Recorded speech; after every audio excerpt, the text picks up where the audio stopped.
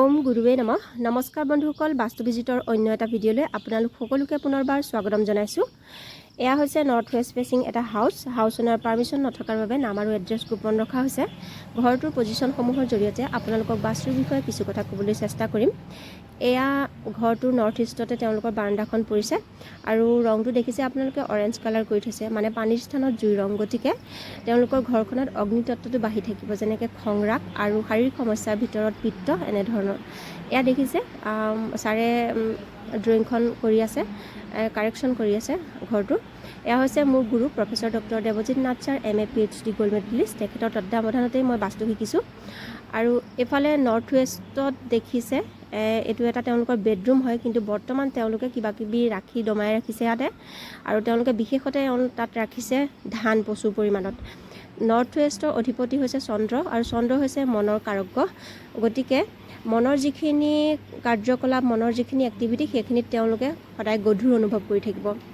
এইফালে পুনৰ দেখিছে আপোনালোকে নৰ্থ ইষ্টত তেওঁলোকে লাইট ব্লু কালাৰ কৰি থৈছে এই হল ৰুমটো।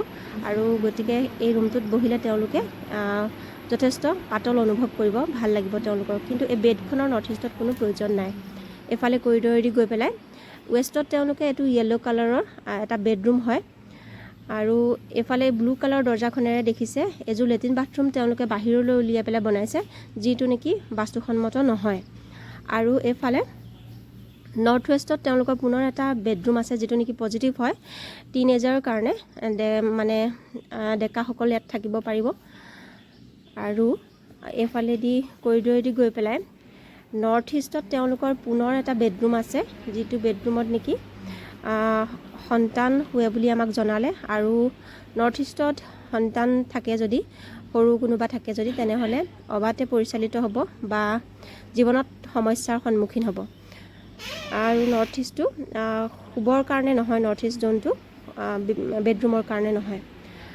এইফালেদি গৈ পেলাই কৰিডৰেদি গৈ পেলাই আপোনালোকে দেখিব এতিয়া যে ছাউথ ইষ্টত তেওঁলোকে গোঁসাই ঘৰখন ৰাখিছে। ছাউথ ইষ্টটো মানে ভগৱানৰ স্থান নহয়, ভগৱানৰ স্থানৰ কাৰণে হৈছে নৰ্থ ইষ্টটো আটাইতকৈ বেষ্ট হয়। ছাউথ ইষ্টত তেওঁলোকে গোঁসাই ঘৰ ভাগ ৰাখিছে, যাৰ নেকি কোনো বিশেষ বেয়া নহ'লেও বিশেষ ভালো তেওঁলোকে একো নাপাব। আৰু এইফালে মুকলিকৈ তেওঁলোকে বাৰাণ্ডাখন আছে পাছফালে, য'ত নেকি তেওঁলোকে ডাইনিংখন ৰাখিছে। আৰু এই গ্লাছৰ পজিশ্যনখন তেওঁলোকৰ ভুল হৈ আছে। আৰু এইফালে ছাউথ ৱেষ্টত তেওঁলোকে লেট্ৰিন বাথৰুমটো ৰাখিছে, যিটো নেকি দিশ হিচাপে ছাউথ ৱেষ্টত ঠিকে আছে।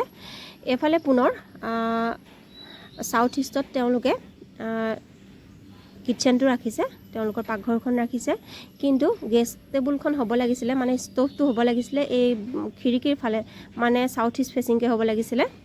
আৰু আপোনালোকে দেখিব এইফালে কাষৰ ৰুমটোতে তেওঁলোকে এনেকৈ মিক্সেপ আলমাৰি এনেকৈ ধৰণে ৰাখিছে। কিন্তু দেখিব আপোনালোকে বেৰৰ ৰংবোৰ চেলেকা চুবুৰীয়া হৈ আছে, যিটো নেকি বাস্তুসন্মত নহয়।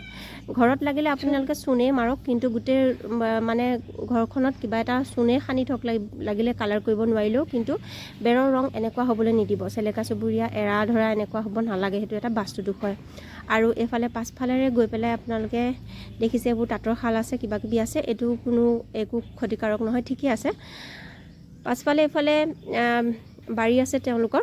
আৰু এইফালে এইখন ক'লা দৰ্জাখন যে দেখিছে, এইটো হৈছে তেওঁলোকৰ গেৰেজৰ পাছফালটো হৈছে। ইয়াত এখন গাড়ী আছে, তেওঁলোকৰ গেৰেজটো হৈছে নৰ্থ ইষ্টত পৰি গ'ল। আৰু নৰ্থ ইষ্টত যদি গধুৰ বস্তু থাকে, যদি গেৰেজ হয়, গাড়ী থাকে, তেনেহ'লে মূৰত মানে গধুৰ অনুভৱ কৰি থাকিব, যিকোনো বোজা আহি থাকিব, যিকোনো সমস্যা আহি থাকিব, তেওঁলোকৰ সমস্যাৰ পৰা হাত সাৰিব নোৱাৰিব।